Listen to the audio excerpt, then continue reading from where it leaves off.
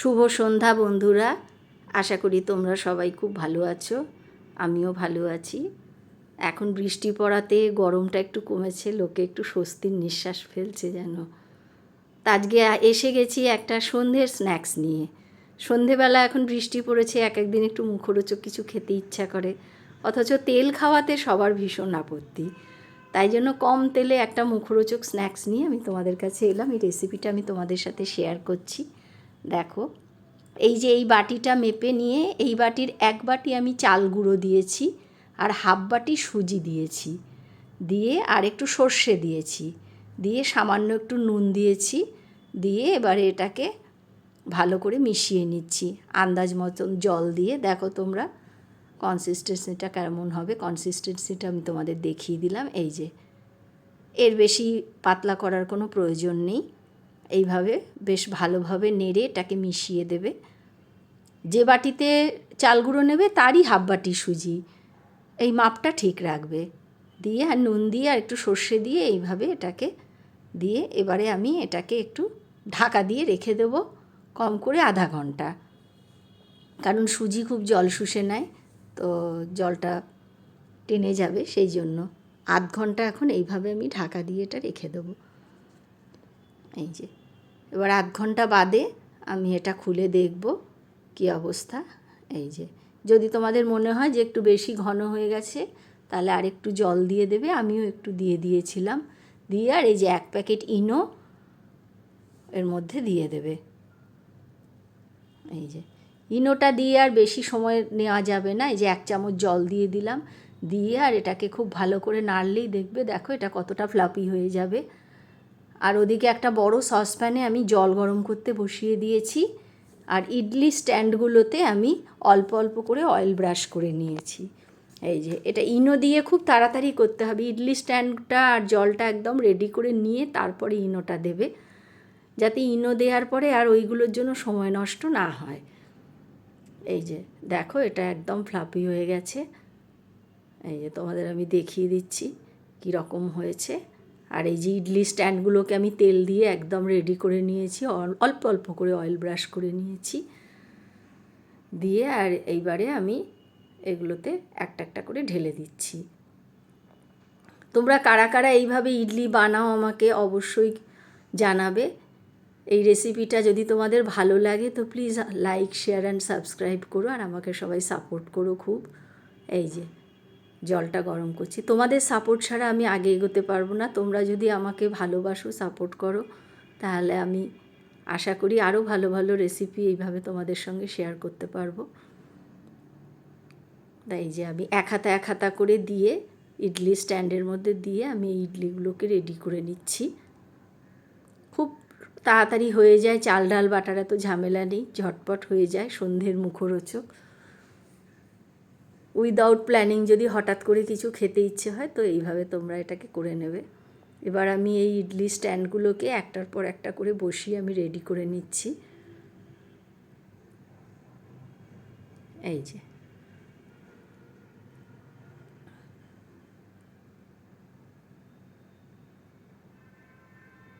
এইভাবে রেডি করে নিচ্ছি।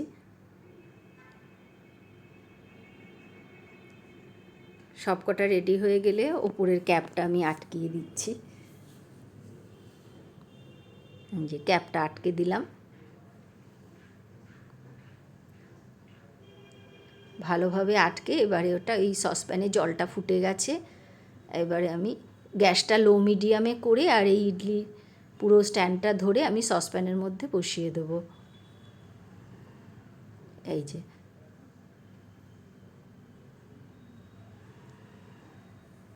বসিয়ে এবারে আমি ঢাকা দিয়ে দেব 10 মিনিট। গ্যাসটা লো মিডিয়াম হিটে থাকবে। আর এই যে এইভাবে ঢাকা দিয়ে দিলাম। এবার বাকি ব্যাটারটা কি করব, সেটা অল্প একটু ব্যাটার বেঁচে গেছে, তখন আমি একটা ননস্টিক কড়াইতে একটু জল গরম করতে দিয়েছি, আর যে অবশিষ্টটা একটা কেক টিনের মধ্যে, আমার কাছে একটা কেক টিন ছিল, তোমাদের কাছে যেমন পাত্র থাকবে তেমন দিয়েই করতে পারো, অসুবিধে নেই।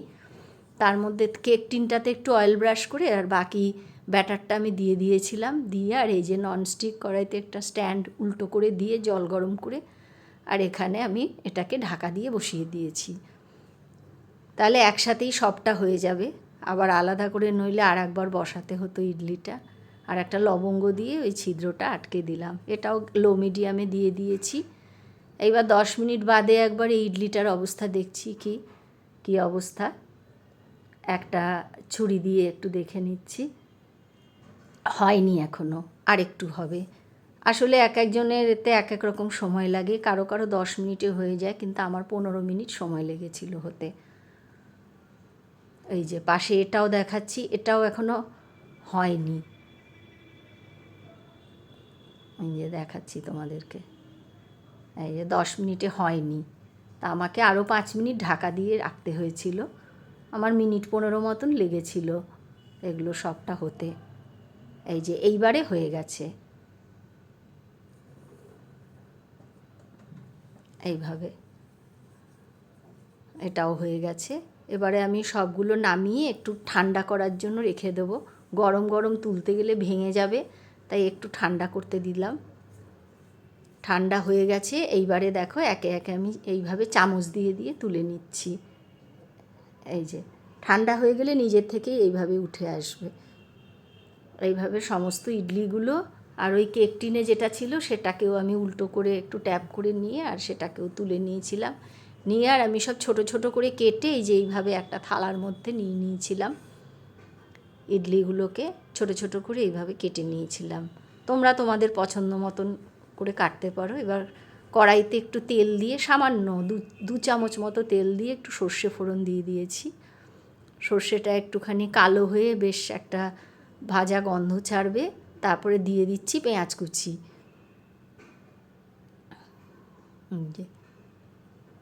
মোটামুটি আমি 2টো মাঝারি সাইজের পেঁয়াজ কেটে কুচিয়ে নিয়েছিলাম, নিয়ে এইভাবে দিয়ে দিচ্ছি।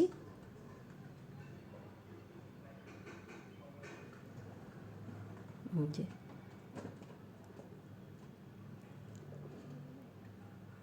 এই পেঁয়াজটাকে এবারে একটু দিয়ে আর একটু আন্দাজ মতো যে যেমন ঝাল খাবে সেই অনুযায়ী একটু কাঁচা লঙ্কা দিয়ে দেবে।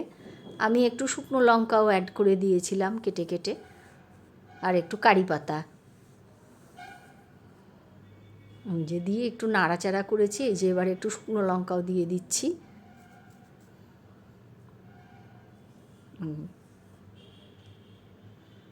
একটু ঝাল ঝাল হলে এটা বেশ ভালোই লাগে, সন্ধ্যের স্ন্যাক্স তো একটু ঝাল ঝাল খেতে ভালোই লাগবে বেশ। এই যে এইভাবে একটু নেড়ে চেড়ে দিচ্ছি।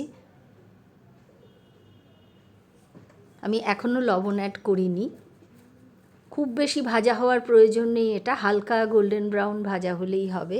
খুব কড়া ভাজা হলে আবার এটা খেতে ভালো লাগবে না।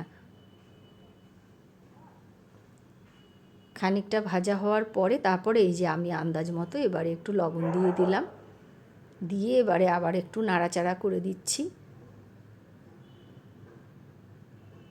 করে। আর এই ইডলিগুলোকে, এই যে কেটে রাখা ইডলিগুলো আমি এর মধ্যে এবারে ছেড়ে দিচ্ছি।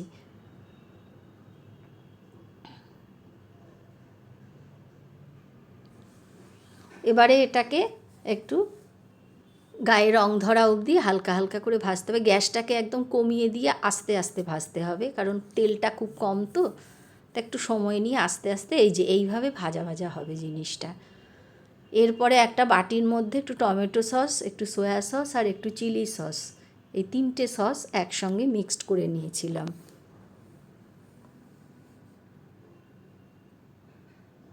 এই যে মিক্সড করে, আর এই মাঝখানটা একটুখানি ফাঁকা করে নিয়েছি ইডলিগুলোকে সরিয়ে, ওখানে 1 চামচ বাটার দিয়ে দেবে।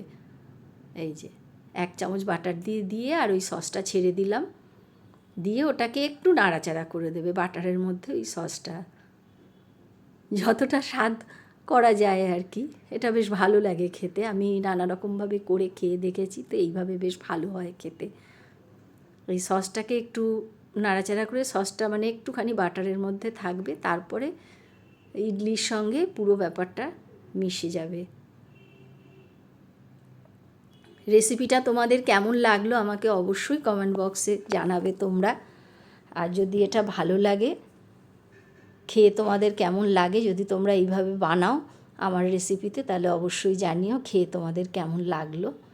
এই যে এইভাবে এটা একটা স্ন্যাক্স তৈরি হয়ে গেল, খুবই হেলদি এবং খুব কম তেলে, কিন্তু বেশ সুন্দর লাগে খেতে। বাড়িতে হঠাৎ করে কেউ চলে এলেও এটা বানিয়ে দিতে পারো তোমরা। এই যে এটা হয়ে গেছে। এই পর্যায়ে গ্যাসটা বন্ধ করে দিয়ে আর একটু নাড়াচাড়া করবে, আর গ্যাস জ্বালানোর দরকার নেই, তাহলে সসটা পুড়ে যাবে। এই যে রেডি হয়ে গেছে, এবারে প্লেটে সার্ভ করে দিয়েছি। এই যে এইভাবে ভিডিওটা শেষ করছি। সবাই খুব ভালো থেকো, টাটা।